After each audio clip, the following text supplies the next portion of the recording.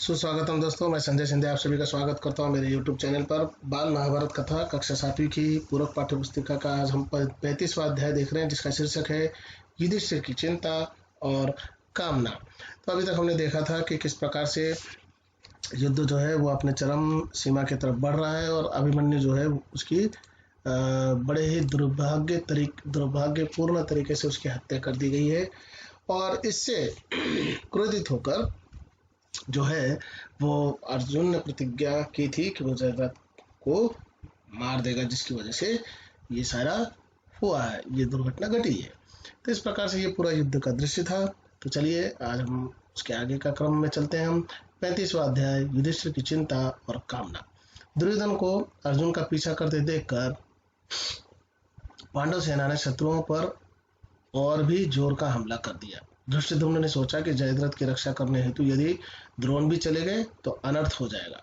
इस कारण द्रोणाचार्य को रोके रखने के इरादे से उसने द्रोण पर लगातार आक्रमण जारी रखा। धृष्टद्युम्न की इस चाल के कारण कौरव सेना 3 हिस्सों में बंटकर कमजोर पड़ गई। इतने में धृष्टद्युम्न उछलकर द्रोणाचार्य के रथ पर जा चढ़ा और विक्षिप्त सा होकर द्रोण पर वार करने लगा।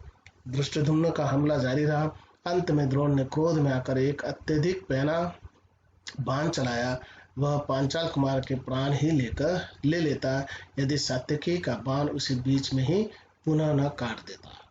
अचानक सात्यकी के बाण रोक लेने पर द्रोण का ध्यान उसकी ओर चला गया। इसी बीच पांचाल सेना के रथ सवार धृष्टद्युम्न को वहां से हटाकर ले गए, परंतु सात्यकी भी कोई मामूली वीर नहीं था। पांडव सेना के सबसे चतुर योद्धाओं में उसका स्थान था। जब उसने द्रोणाचार्य को अपनी ओर झपटते देखा तो वह खुद भी उनकी ओर झपटा। इस तरह बहुत देर तक दोनों वीर लड़ते रहे। इसी बीच युधिष्ठिर को पता चला कि सात्यकी पर संकट आया हुआ है, तो वह अपने आसपास के वीरों से बोले, कुशल योद्धा नरोत्तम और सच्चे वीर सात्यकी, आचार्य द्रोण के बाणों से बहुत ही पीड़ित हो रहे हैं। चलो हम लोग उधर चलकर उस वीर महारथी की सहायता करें।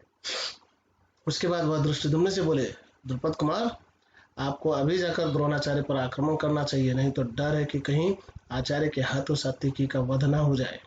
युधिष्ठिर ने द्रोण पर हमला करने के लिए धृष्टद्युम्न के साथ एक बड़ी सेना भेज दी।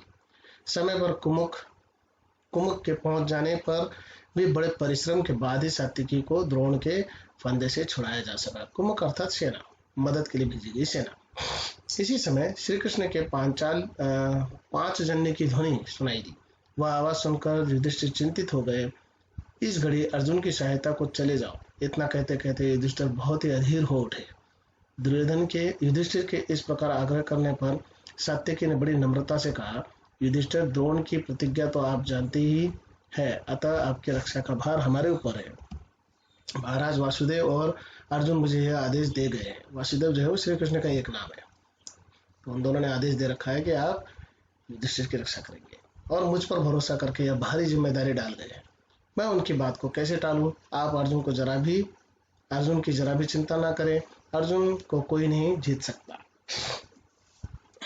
उधर जैसे ही सात्यकी युधिष्ठिर को छोड़कर अर्जुन की ओर चला, वैसे ही द्रोणाचार्य ने पांडव सेना पर हमले करने शुरू कर दिए। पांडव सेना की पंक्तियां कई जगह से टूट गई और उन्हें पीछे हटना पड़ गया। यह देखकर युधिष्ठिर बड़े चिंतित हो उठे और बोले, भीम, मेरा कहा मानो तो तुम भी अर्जुन के पास चले जाओ और सात्यकी तथा अर्जुन का हालचाल मालूम करो। इसके लिए जो कुछ करना जरूरी है वह करके वापस आकर मुझे सूचना दो। मेरा कहना मानकर ही सात्यकी अर्जुन की सहायता को कौरव सेना से युद्ध करता हुआ गया है। यदि तुम उनको कुशल पूर्वक पाओ तो सिंहनाद करना। अब सिंहनाद क्या होता है? शेर जैसी गर्जना करना, जोर से चिल्लाना। मैं समझ लूंगा कि सब कुशल है। भीमसेन ने युधिष्ठिर की बात का प्रतिवाद नहीं किया और वह धृष्टद्युम्न से बोला, आचार्य द्रोण के इरादे से तो आप परिचित हैं ही। किसी न किसी तरह भ्राता युधिष्ठिर को जीवित पकड़ने का उनका प्रण है। राजा की रक्षा करना ही हमारा प्रथम कर्तव्य है। जब वह स्वयं मुझे जाने की आज्ञा दे रहे हैं तो उसका भी पालन करना मेरा धर्म हो जाता है। इस कारण भ्राता युधिष्ठिर को आपके ही भरोसे छोड़कर जा रहा हूँ। इनकी भली भांति रक्षा कीजिएगा। इस प्रकार से भीमसेन ने जो है वो धृष्टद्युम्न को जानकारी देते हुए कहा कि अब मैं जा रहा हूँ, तो आपकी जिम्मेदारी है भ्राता युधिष्ठिर की रक्षा करना। धृष्टद्युम्न ने कहा, तुम किसी प्रकार की चिंता न करो और निश्चिंत होकर जाओ, बिना चिंता के जाओ। विश्वास रखो कि द्रोण मेरा वध किए बिना युधिष्ठिर को नहीं पकड़ सकेंगे। आचार्य द्रोण के जन्म के बैरी धृष्टद्युम्न के इस प्रकार विश्वास दिलाने पर भीम निश्चित होकर तेजी से अर्जुन की तरफ चल दिया। जितने भी सैन्य दल मुकाबला करने आए उन्हें मारता गिराता हुआ भीम अंत में उस स्थान पर पहुंच गया जहां अर्जुन जयद्रथ की सेना से लड़ रहा था। अर्जुन को सुरक्षित देखते ही भीमसेन ने सिंहनाद किया। भीम का सिंहनाद सुनकर श्री कृष्ण और अर्जुन आनंद के मारे उछल पड़े और उन्होंने भी जोर से सिंहनाद किया। इन सिंहनादों को सुनकर युधिष्ठिर बहुत ही प्रसन्न हुए। उनके मन के शोक के बादल हट गए। उन्होंने अर्जुन को मन ही मन आशीर्वाद दिया। वह सोचने लगे, अभी सूरज डूबने से पहले अर्जुन अपनी प्रतिज्ञा पूरी कर लेगा और जयद्रथ का वध करके लौट आएगा।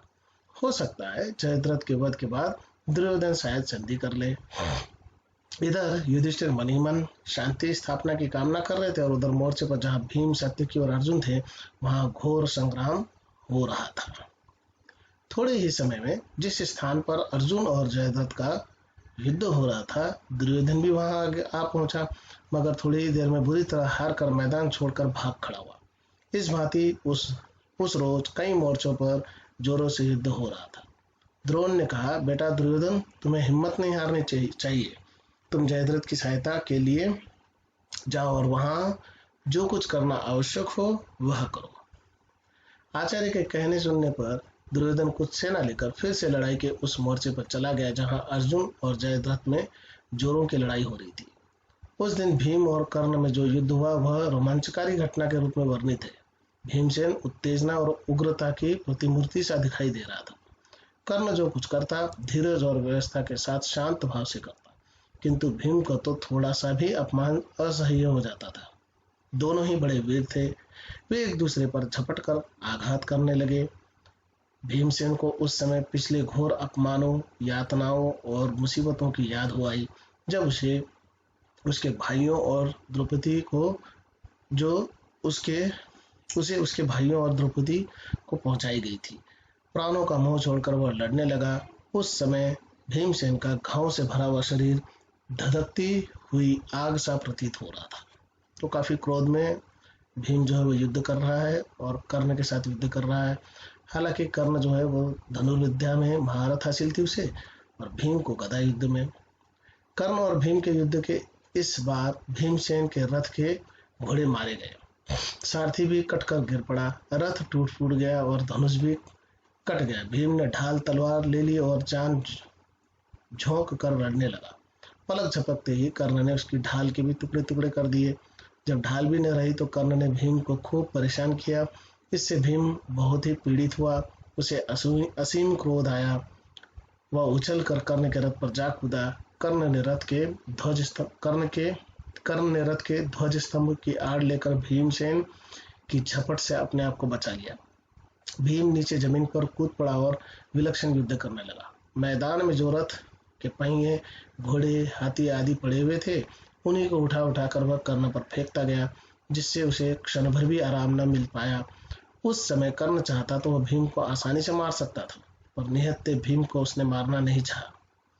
माता कुंती को दिया हुआ वचन भी उसे याद था, वह अर्जुन के अतिरिक्त और किसी को युद्ध में न मारेगा। तो चलिए यहाँ रुकते हैं हम। धन्यवाद आप सभी का। मिलते हैं एक और नए वीडियो के साथ।